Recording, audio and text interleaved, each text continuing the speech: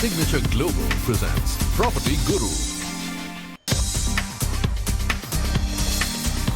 Hello, welcome and बहुत बहुत स्वागत आपका CNBC आवाज पर। आप देख रहे हैं property Guru presented by signature global और आपके साथ मैं हूं विपिन भट्ट। बहुत बहुत स्वागत है आपका इस शो में।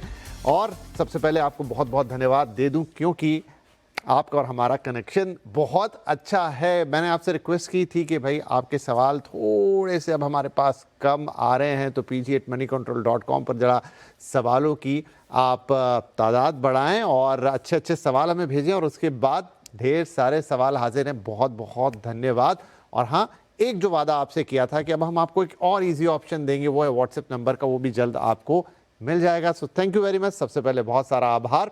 और इसी के साथ करते हैं आज के शो की शुरुआत। हमारे साथ आज कार्यक्रम में जुड़ रहे हैं प्रॉप स्टोरी के को फाउंडर आशीष महाजन साहब। सर, बहुत बहुत स्वागत है आपका प्रॉपर्टी गुरु में। और क्योंकि हम उत्सवों के बीच है, आप भी बिल्कुल उत्सवमयी ही लग रहे हैं और अच्छे लग रहे हैं बहुत, तो स्वागत है आपका और सभी उत्सवों की आपको बधाई। चारों तरफ त्योहारों की बात हो रही है, त्योहारों का माहौल है। रियल स्टेट में क्या माहौल चल रहा है उससे हम शुरुआत करते हैं। देखिए, जीएसटी कट ने एक फील गुड फैक्टर तो दे दिया है। लोग निकल रहे हैं, शॉपिंग कर रहे हैं, रिपोर्ट्स आ रही हैं, शॉपिंग फेस्टिवल्स ऑनलाइन ऑफलाइन ये सब कुछ हो रहा है। लेकिन क्या इस खुशनुमा माहौल का ऐसा ही असर रियल स्टेट में भी देखने को मिल रहा है? विपिन जी, पहले तो आप सभी को स्टूडियो में शुभकामनाएं फेस्टिविटीज की। हमारी इकोनॉमी और हमारी सोसाइटी के लिए ये पीरियड 2-3 महीने का सबसे ज्यादा बिजी रहता है ट्रांजैक्शंस के हिसाब से। और उस दौरान अभी जीएसटी कट हुए, इंटरेस्ट रेट्स पहले से ही नीचे हैं, बैंकिंग लिक्विडिटी अच्छी है, उसके कारण लेंडिंग भी ठीक हो रही है। तो डेफिनेटली स्मॉल टिकट परचेजेस में तो ऑलरेडी डेटा आने लग गया है up to cars and bikes का। हाउसिंग का अभी भी हमें वेट करना होगा कि किस तरह से, मतलब कोई ट्रेंड में कोई चेंज हुआ है। तो ट्रेंड अभी मल्टीपल सिटीज विजिट करने के बाद भी मुझे ये दिखा है कि थोड़ा हायर टिकट साइड पे जो बहुत सारे प्रोजेक्ट्स आए, उधर स्लो डाउन डेफिनेटली दिख रहा है। और ये हम साइक्लिकल भी कह सकते हैं कि बहुत पेंट अप डिमांड कंज्यूम अभी पिछले कुछ सालों में रही और वो यूज भी हो गई। और अब जो है मिड मार्केट हाउसिंग, 1 से 2 करोड़ की प्रॉपर्टीज या अप टू 3 करोड़ प्रॉपर्टीज, इनकी डिमांड काफी ज्यादा है। उसको केटर करने के लिए डेवलपर्स लॉन्चेस डेफिनेटली कर रहे हैं और करने भी चाहिए, बिकॉज ये सेगमेंट का पिछले 1-2 सालों में मेरे हिसाब से निग्लेक्ट हो गया। अभी डिमांड वहां पे ज्यादा है। और पर देखिए, हम अभी भी पूरी जो अर्थव्यवस्था है, ग्लोबल इश्यूज है, उससे बाहर तो नहीं निकल पाए हैं। तो मैं, आप और कई लोग होंगे जो इस पे कोई ट्रेंड ऐसा नहीं बोल सकते कि हाँ इसके बेसिस पे सब चीजें ठीक हो जाएंगी। ठीक, अभी भी आपके टेरिफ्स जो है इंडिया पे हाईएस्ट टेरिफ्स हैं। हम स्ट्रगल कर रहे हैं आईटी सेक्टर में हायरिंग और H1B issues and all that. मतलब बहुत सारी चीजें किस तरह से कैसे इम्पैक्ट करेंगे अभी कुछ क्लैरिटी नहीं। हाउएवर, डेवलपर्स, कस्टमर्स सब अपबीट मूड में, विजिट्स प्रोजेक्ट्स में हर जगह हो रही हैं। 1 से 2 करोड़ की प्रॉपर्टीज में मूवमेंट अच्छा हो रहा है। अभी तक जो पिछले क्वार्टर के कुछ नंबर्स देखने को आए हैं, बुकिंग्स और ये सबके, वो भी ठीक अच्छे ही दिख रहे हैं। अगले 3, 6, 8 महीने बहुत इंपॉर्टेंट है किसी ट्रेंड के बारे में बोलने के लिए। यही मेरा अनुमान यही है रियल एस्टेट को लेके, रेजिडेंशियल जी, तो ठीक है। सही बात है आपका कहना कि रियल एस्टेट की कहानी थोड़ी अलग थी, क्योंकि बाकी सारी चीज़ें फास्ट मूविंग कंज्यूमर गुड्स हैं, इलेक्ट्रॉनिक्स हैं, ये वो उन पे जल्दी से वो असर देखने को मिलेगा। लेकिन जो रियल एस्टेट में है, एक डिफरेंट साइकिल है, एक डिफरेंट चीज़ है। सेंटिमेंट अच्छा हुआ है, ये अच्छी बात है। थोड़े से मार्केट में चेंजेस भी आ रहे हैं। आशीष जी ने बताया कि जो हाई एंड प्रॉपर्टीज़ बिक रही थी वहाँ पे एक स्टैग्नेशन आना शुरू हुआ। जो मिड लेवल का सेगमेंट या अफोर्डेबल था, वहाँ थोड़ी शांति सी थी, लेकिन अब वहाँ डिमांड आ सकती है, आ रही है। वैसे प्रोजेक्ट आने शुरू हुए, डिमांड तो थी ही। तो ये एक टर्निंग पॉइंट है जो शायद इसी फेस्टिवल सीजन से आता हुआ दिखे।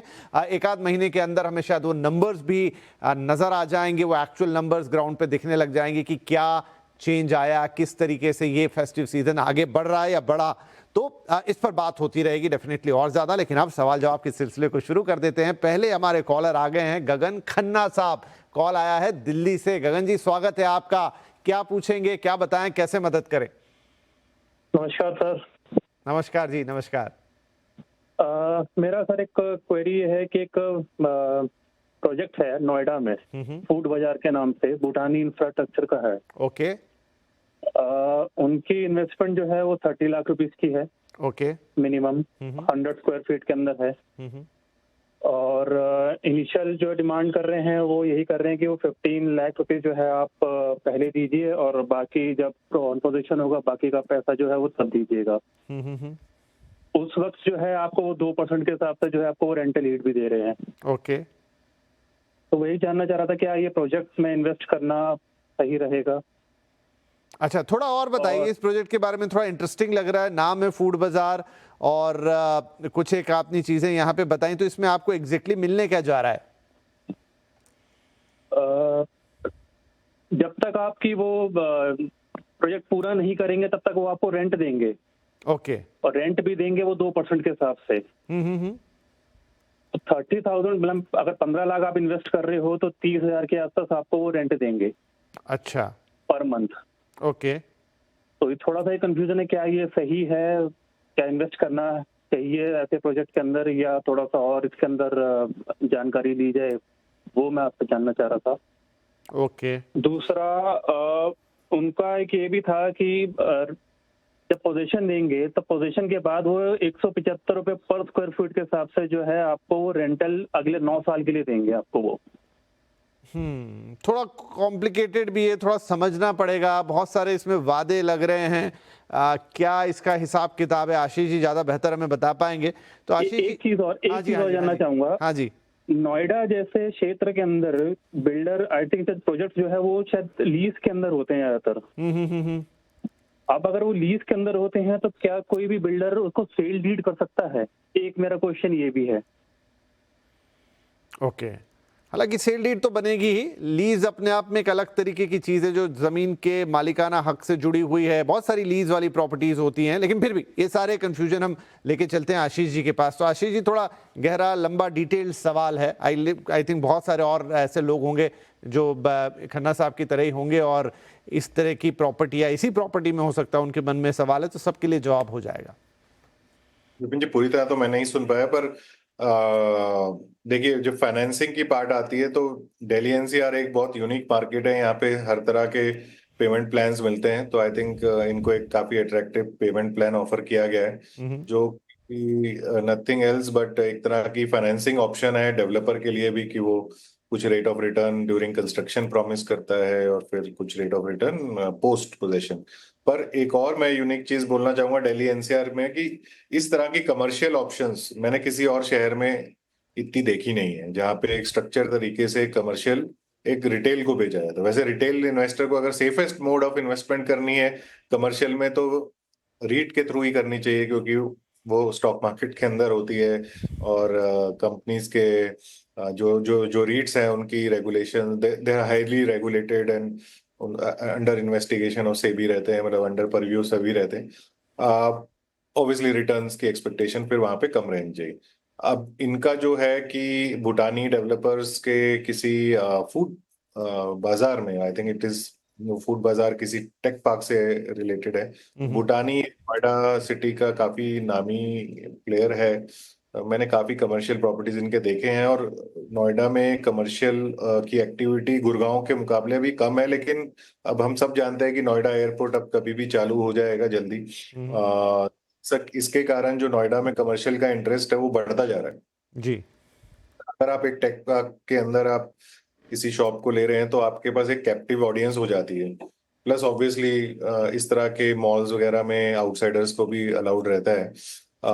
अभी अगर डेवलपर इनको एश्योरेंस दे रहा है रिटर्न्स की, जो कि मेरे ख्याल से कुछ 5-6% बन रहा है आफ्टर पोजेशन, तो कमर्शियल में इसी तरह का रिटर्न आता है 4 to 5%, 6%, जो कि रेजिडेंशियल से 3 या 4 गुना ज्यादा है। ओके। रिस्क क्या है? हमारे रिस्क ऑफ डिलीवरी है। ओके। हमारे प्रोजेक्ट रेडी होने चाहिए, तो उस हिसाब से तो आई थिंक भूटानी ने डिलीवर करे हैं, पर दिल्ली एनसीआर में एक और चीज है कि डेवलपर के स्केल के हिसाब से डिलीवरीज टाइम पे ऐसा हो जाएगा, ऐसा थोड़ा मुश्किल हो जाता है देखना। तो आप देख के चलिए कि आपके पास एक अच्छा रीजनेबल टाइम फ्रेम दिया गया है डिलीवरी के लिए। अब उस दौरान आपको एक स्ट्रक्चर्ड पेमेंट प्लान दिया गया है। ओके, तो आप अगर कैलकुलेशन करें तो आपको उस दौरान में कुछ रिटर्न प्रॉमिस किया गया। वो रिटर्न मेरे ख्याल से ऐसा किसी इंटरेस्ट की तरह आता नहीं है, वो बेसिकली प्राइस में एडजस्ट हो जाता है। सो it is like a discount. Okay, कि अगर मैं 3 साल में मुझे हर महीने 2% मिलेगा, 3% मिलेगा, तो मेरा 3 साल के अंदर मुझे कितना पैसा मिलेगा उतना मेरा पर स्क्वायर फीट रेट से वो कम कर लेते हैं। इस तरह से वो स्ट्रक्चर किया जाता है। अब उसके बाद क्या है कि 9 ईयर की लीज शायद इनको प्रॉमिस की गई है, श्योर रिटर्न है। सो ये जो एग्रीमेंट्स हैं ये जितने वाटर टाइट हो सके वो करने की कोशिश करें, क्योंकि इस पे डिपेंडेंसी हमारी डेवलपर पे है। इंडिविजुअल के लिए वैसे भी अपनी शॉप, अपना फूड कोर्ट और ये सब मैनेज करना नियरली बहुत टफ है। ओके, तो आपको किसी डेवलपर के पास ही जाना पड़ता है। डेवलपर या कोई मेंटेनेंस कंपनी रहती है जो सबको एक साथ लेके चलती है। तो जी। आप इस मानिए कि डेवलपर ही है, और डेवलपर आगे जिसको भी थर्ड पार्टी को इन्वॉल्व करेगा तो वो आपको एक रेट ऑफ रिटर्न प्रॉमिस कर रहा है। अगर वो कुछ प्रॉमिस कर रहा है तो वो कितने पक्के में लिखा जा रहा है, ये सब एग्रीमेंट, ये होना बहुत जरूरी है। और ऑब्वियसली अगर उसमें रेंटल एस्केलेशंस हैं, सब है, तो आपकी प्रॉपर्टी बहुत अट्रैक्टिव हो जाती है, क्योंकि आप कल को ये बेच भी सकते हो। मतलब it is like owning part of 100। Okay, so जिसको आप नो व्हाट शुड आई से फ्रैक्शनल इन्वेस्टमेंट की तरह भी आप इसे कंसिडर कर सकते हो, क्योंकि आप एक पूरा 1,000 स्क्वायर फीट नहीं खरीद सकते, तो आपको एक 100 स्क्वायर फीट, मतलब देयर आर लॉट ऑफ। मैंने देखा है कि दिल्ली एनसीआर में इस तरह के बहुत वेरिएंट्स है। जैसे आप कोवर्किंग के अंदर दो चेयर का खर्चा आप दे सकते हो। ओके, अब राइट। डेवलपर को लीज करेगा, आपको उसका रेंट आ जाएगा। तो लॉक एंड की वाली शॉप्स होती हैं जिसमें लॉक एंड की वो आपकी अपनी है, तो आप ये जा सकते हैं आशीष जी इसमें, मतलब आगे बढ़ जाएं। मेरे ख्याल से अच्छी इन्वेस्टमेंट होगी, क्योंकि नोएडा काफी सिग्निफिकेंटली अप मूव दिख किया है, क्योंकि वो अब गुड़गांव की शेडो से बाहर आ रहा है। जी जी। Noida establishing on its own, अपना मेट्रो, अपनी रोड, अपना airport. Okay, so it is coming out of that. ठीक है, तो खन्ना साहब आगे बढ़ सकते हैं आप इसमें। आई थिंक बहुत डिटेल में यहाँ पर समझा दिया आशीष जी ने। तो और भी जो लोग हैं इस तरह की प्रॉपर्टी में इन्वेस्ट करना चाह रहे हैं, खास तौर पे नोएडा के अंदर ऐसे और भी प्रोजेक्ट और ऑफर्स होंगे। तो खैर हर प्रोजेक्ट टू प्रोजेक्ट बात अलग होगी, बट एक मोटा आइडिया उन्होंने दे दिया कि पूरा सिस्टम कैसे काम करता है। और जहाँ तक इस पर्टिकुलर की बात है, यू कैन गो अहेड। आगे हम भी बढ़ लें। सुंदर बिष्ट अगले कॉलर हैं और कॉल आई है इस बार पुणे से। बिष्ट साहब स्वागत है आपका, sorry for keep on waiting you long. क्या सवाल है आपका, वो डिटेल में हमें बताएं। अच्छा, जैसे आपने बताया मैं पूना का हूँ और बॉम्बे में भी थोड़ा बहुत हमारा इंटरेस्ट है। अच्छा। तो ये एयरपोर्ट आने के चक्कर में पनवेल में किसी ने हमें रिकमेंड किया था कि आप पनवेल में जो है एक रेनबो काउंटी है, ये हीरानंदानी के प्रोजेक्ट के बिल्कुल साथ ही में है। तो 2019 में से हम मतलब इन्वेस्टेड है इसके अंदर। तो उसके बाद 2 साल तो इन्होंने हमें कोविड के चक्कर में बता दिया कि इनका ये डिले हो गया है, और रेरा के हिसाब से इन्होंने अगले साल हमें इसका पोजीशन देना है। लेकिन हमने ग्राउंड में जाके अभी मार्च में, अप्रैल में जाके देखा था, तो इनका सिर्फ अभी तक 20% ही काम हुआ है। तो मैं जानना चाहता हूँ कि क्या हम सही इन्वेस्टेड है इसमें, क्योंकि हमने इसमें ऑलरेडी रजिस्ट्रेशन भी कर दिया है। तो क्या ये हमारा इन्वेस्टमेंट ठीक रहेगा या इसमें से निकलना ठीक है? ठीक है जी, तो आपको 2019 में किसी ने एयरपोर्ट की बात कही और अब तो देखिए एयरपोर्ट आ ही गया है, उद्घाटन हो रहा है उसका, तो वो तो शुरू होने जा रहा है। लेकिन ये दुखद बात है कि आपकी ये प्रॉपर्टी जिसको उस आधार पे उस एयरपोर्ट का सपना दिखा के बेचा गया, वो आप खुद बता रहे हैं 20% से ज़्यादा इसमें काम नहीं हुआ है। अब सवाल ये कि क्या किया जाए। तो आशीष जी फंसे हुए तो लग रहे हैं ये, और क्या इस प्रॉपर्टी से निकल जाए, निकलना कितना आसान होगा? अब एयरपोर्ट जिसकी बात हुई वो तो आ गया, लेकिन अगर 20% ही आज काम हुआ है, 2026 में तो ये डिलीवरी होगी नहीं। रेरा में जाएं, क्या अप्रोच लेनी चाहिए यहाँ? विपिन जी देखिए, इस प्रोजेक्ट से निकलना तो कोई आसान है नहीं। इट इज लाइक बहुत सारे जो स्टक प्रोजेक्ट्स हैं अक्रॉस इंडिया, तो पहले तो इनको डेवलपर से ही बात करनी चाहिए। अगर दे आर फाइन कि अगर डेवलपर इनको एग्जिट दे रहा है तो ले लीजिए, आपका पैसा आप रिकवर करिए, कुछ रिटर्न मिलती है वो भी ले लीजिए। बट आप महारेरा को अप्रोच कर सकते हैं। महाराष्ट्र रेरा बहुत प्रोएक्टिव है, आपको जजमेंट भी आ जाने चाहिए अगर ये फैक्ट्स करेक्ट हैं, तो developer has no ground to say कि वो सब सही कर रहा है, तो आपके जजमेंट अगर वो एनफोर्स हो जाए तो नथिंग लाइक इट। अदरवाइज तो फिर उसके ऊपर आपको बेटर है कि आप ग्रुप बना के आप इसको लीगल एक्शन करिए, इसको एनसीएलटी या एनसीडीआरसी में लेके जाइए। बट ये सॉल्यूशंस बहुत टाइम टेकिंग सॉल्यूशंस है, और इनका सॉल्यूशन एंड एंड एंड क्या होगा वो बोलना बहुत मुश्किल है, क्योंकि ऐसी बहुत लिटिगेशन है। हम सब डायरेक्ट और इनडायरेक्टली इन सबको इन चीजों को अवेयर हैं कि ऐसा अक्रॉस इंडिया देखा जा रहा है और हो भी रहा है। इनफैक्ट अभी रिसेंटली सुप्रीम कोर्ट ने सीबीआई को भी इन्वॉल्व किया कुछ ऐसे प्रोजेक्ट्स के लिए। तो यही कुछ तरीके हैं इसमें बने रहने का। तो मेरे को काफी इतना अट्रैक्टिव कुछ लग नहीं रहा, अगर अनलेस आपको लग रहा है कि हाँ डेवलपर ने अब काम शुरू कर दिया है और वो रेरा में डेट अपनी चेंज कर रहा है, वो रेरा का रजिस्ट्रेशन को रिफ्रेश कर रहा है और आपको एक पेनल्टी देने के लिए तैयार है, तब तो ठीक है। अदरवाइज अगर आपको लगता है कि काम कुछ खास हो नहीं रहा, लेबर है नहीं, कुछ नहीं, तो इसमें आगे क्या ही होगा। मतलब आपको इसको लड़के अपना पैसा ही बाहर निकालना होगा। रजिस्ट्रेशन जो आपने मुंबई में कहा, ये बहुत ये एक्चुअली एक बहुत दुखद बात के ऊपर और एक अनफॉर्चुनेटली एक वो है कि गवर्नमेंट महाराष्ट्र में रजिस्ट्रेशन कॉस्ट ड्यूरिंग कंस्ट्रक्शन ले लेती है। आप किसी अगर 5 बार बिकेगा ड्यूरिंग कंस्ट्रक्शन तो 5 बार ले लेगी, ठीक है। लेकिन गवर्नमेंट इतना आपको अपना टाइटल भी कन्वे कर रही है, सब कर रही है, लेकिन आपको घर मिलेगा नहीं बनेगा उसमें गवर्नमेंट हाँ, ये इसे आयरनी ही कहेंगे कि एक तरफ तो अच्छी बात है कि प्रॉपर्टी का रजिस्ट्रेशन हो गया। नोएडा के हाल देखिए, वहां लोगों के पास घर हैं पर उनके रजिस्ट्रेशन नहीं है। यहाँ घर नहीं है लेकिन रजिस्ट्रेशन है, लेकिन दोनों ही स्थितियां खराब है कि बराबर ही हैं कि दोनों ही चीजें आपको चाहिए, किसी एक चीज से काम नहीं चलेगा। वेल, तो इन शॉर्ट डिटेल में बता दिया आशीष जी ने। लेकिन देखिए, दुखद बात है कि ये स्थिति बनी यहाँ पर भी, लेकिन महारेरा एक ऑप्शन है। सही कह रहे हैं, थोड़ी एक्टिव बॉडी है कंपेयर टू अदर रेराज। वहाँ पर आप एक अपना सॉल्यूशन देख सकते हैं, क्योंकि आप अकेले नहीं होंगे इस प्रोजेक्ट के अंदर। लीगल और भी तरीके हैं, बहुत टाइम टेकिंग है। या फिर एक बार डेवलपर से बात कर लें, और आपने कहा 20% भी नहीं हुआ, लेकिन अगर साइट पे कोई एक्टिविटी है, शुरुआत हो गई है, हो सकता है 1.5-2 साल बाद आ जाए। रेरा का प्रेशर तो रहेगा ही रहेगा, नहीं तो फिर वो किस काम का। तो ये थोड़ी 2-3 चीज़ें हैं, इन्हें एक बार देख लीजिए, फिर हम दोबारा बात कर सकते हैं, या इन मुद्दों पर या इन पॉइंट्स के आधार पर अपनी कॉल लीजिए, क्योंकि फंसा हुआ तो है ये मामला, सीधा सीधा इसका उपाय नहीं होगा। एक ब्रेक यहाँ पर अब बनता है, लेकिन ब्रेक पे जाएं उससे पहले, जैसा हमने आपसे वादा किया था कि एक व्हाट्सएप नंबर भी आपको उपलब्ध कराएंगे, ताकि आप और आसानी से सिंपल वे में अपने सवाल हमें भेज पाएं, क्योंकि मेल लिखना कई बार थोड़ा सा कम्बरसम हो जाता है और थोड़ा उतना एडवांस ऑप्शन भी आज की तारीख में उसे नहीं कह सकते। तो लीजिए जनाब, हमारा व्हाट्सएप नंबर नोट कीजिए, 7045220000। एक बार फिर मैं आपके लिए नंबर बोल रहा हूं, स्क्रीन पर भी आ जाएगा आपकी, 7045220000। ये हमारा व्हाट्सएप नंबर है। और हाँ, ईमेल तो मौजूद ही है, pg@moneycontrol.com, क्योंकि ये क्वेरीज बड़ी होती हैं, इनकी लेंथ लंबी होती हैं। ईमेल भेजेंगे तो बहुत बेहतर होगा, लेकिन अगर नहीं भेज पा रहे हैं या व्हाट्सएप ही करना चाहते हैं, ज़्यादा सुविधाजनक है, तो आपके पास 7045220000 नंबर अब आप हमेशा के लिए नोट करके रखिए और इस पर सवाल हमें भेजिए। इसी के साथ एक छोटा सा ब्रेक, तुरंत हाजिर होंगे।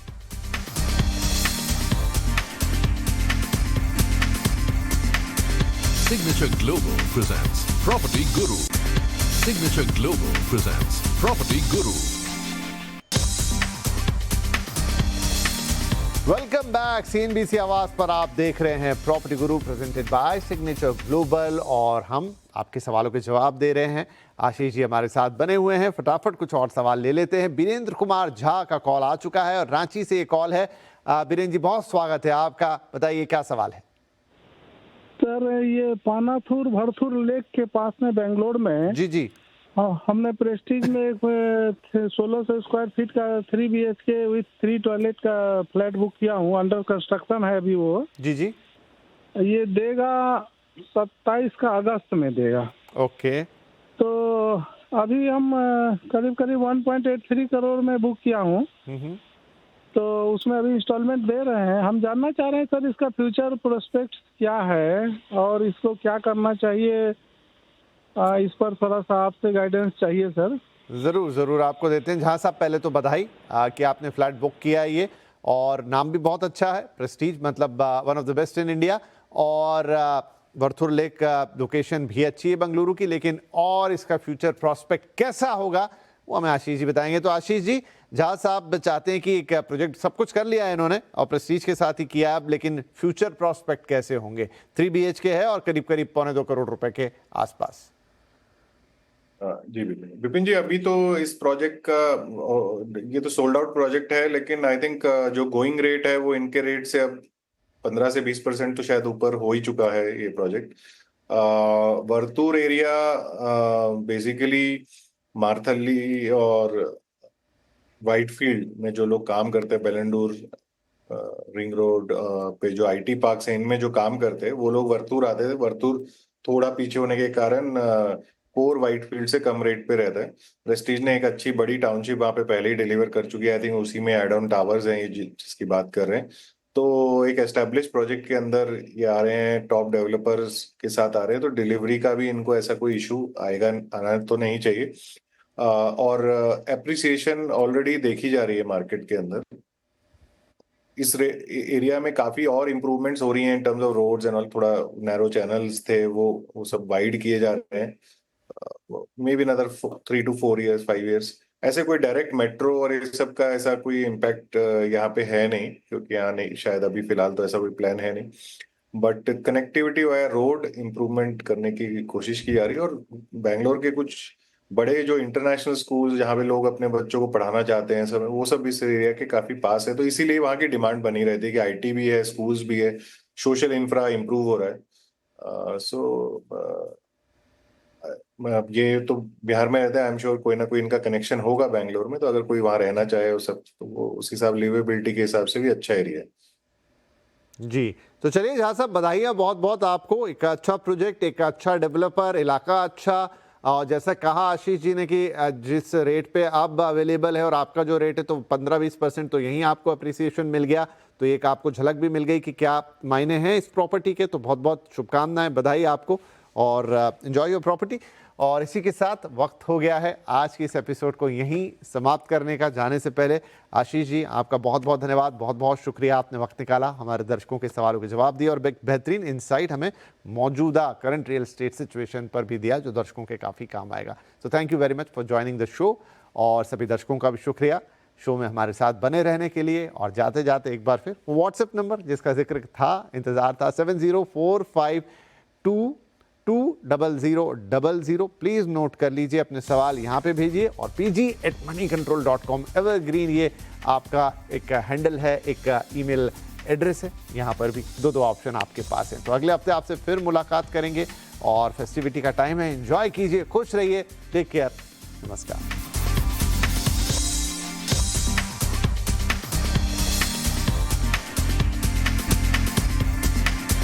Signature Global presents Property Guru.